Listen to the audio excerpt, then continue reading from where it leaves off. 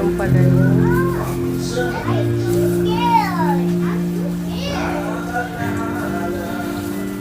Expert talaga si Ate Jerry gumawa ng mga kakanin. Kasi maanghang yun, di ba, te? Saka yung lasa. Oo.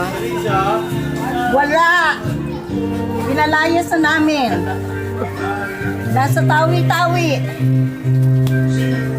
Expert talaga siya, guys. Gumawa ng bigo.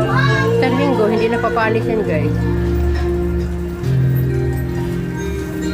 Paminsan-minsan